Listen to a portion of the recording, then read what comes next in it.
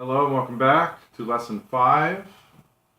Evidently you guys have gotten through lesson 4 and lesson 3, which taught you the low hand scale and the high hand scale. You should be experts at the low hand and the high hand scale by now, if you've spent approximately a week on each lesson.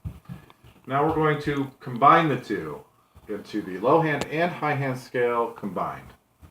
So that starts on low A and works its way all the way up to high A and then back down to low A again.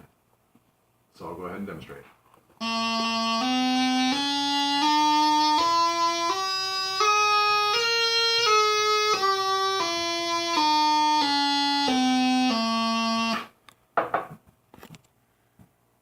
So what we're going to be looking at now is you have the low hand scale mastered, you have the high hand scale mastered. What we're looking at now is combining them. And there's a tricky part to that, which is the crossover, as I call it. There's also a nasty little thing called a crossing noise, which comes into play to the crossover. And what the crossover is it's when you're crossing over from the high hand scale to the low hand scale. So something you need to spend extra time on is transitioning from the note D to the note E. So the highest note on the low hand scale to the lowest note on the high hand scale. So let's look at how that's played. Action. Okay, so the crossover from D to E. As I said, D is the highest note of the low hand scale, and E is the lowest note of the high hand scale. So in order to make that switch, you have to be careful to transition to the E note at the same time as you're closing your right hand down to the right hand home position.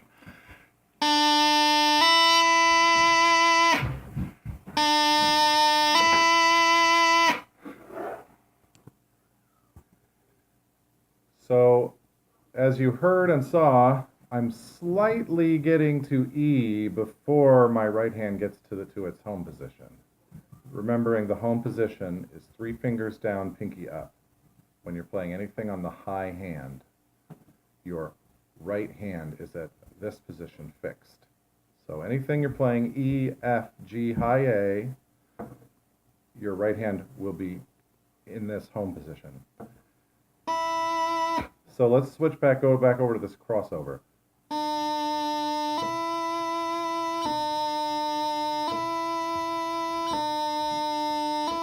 So you want to raise to E before you put your fingers down. If you don't, you'll get this nasty thing called a crossing noise. It's like a fast low A sound between the notes, which is a no-no. It's bad. Same thing going in reverse. When you're going to D from E, you want to be raising up your fingers and going to the D position just before you put your E finger down.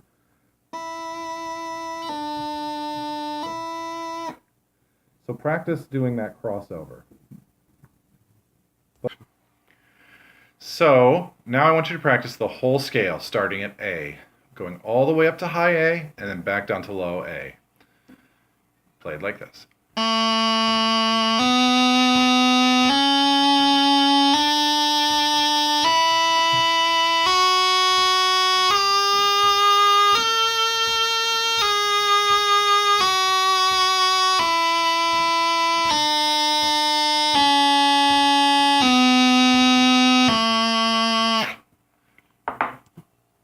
So the scale that we're playing, you see this little line here? That divides the low G out of our scale for now. But we're starting on this low A. So we're playing this scale. A, B, C, D, E, F, G, high A. So we have A, B, C, D, E, F, G. That's called an octave. This is an entire range of notes here in order. The high A is the beginning of the next octave, but we only have the one. The low G is the last note in the octave below this octave. So that's one reason we've been keeping it out of the scale so far. We've been trying to focus just on this octave for the most part. And we've added in the high A for convenience. So we want to add the low G now that you've got the whole scale figured out now. We want to add the low G. The low G is simply placing the finger down on the chanter, closing it all the way down to the lowest note possible.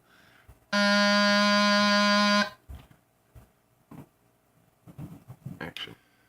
So now we're going to play the whole scale, including the low G and the low A. So that's a full octave plus 2 notes. So here we go. We're going to start on low G this time.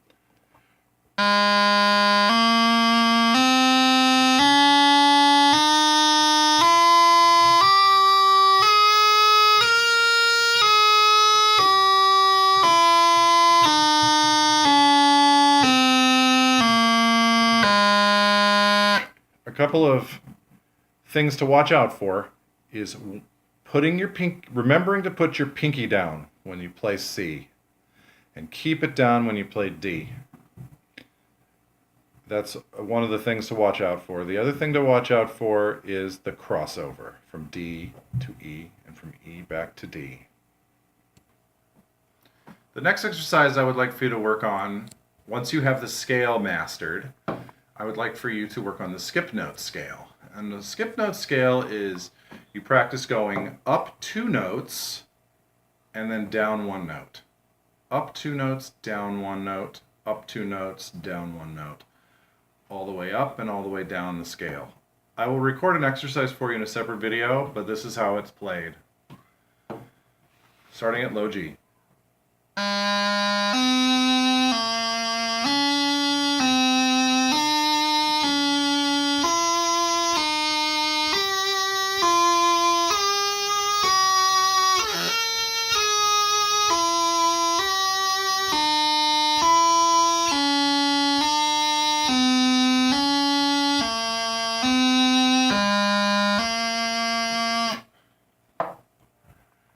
So as a quick conclusion of this lesson, this had a lot of things in it.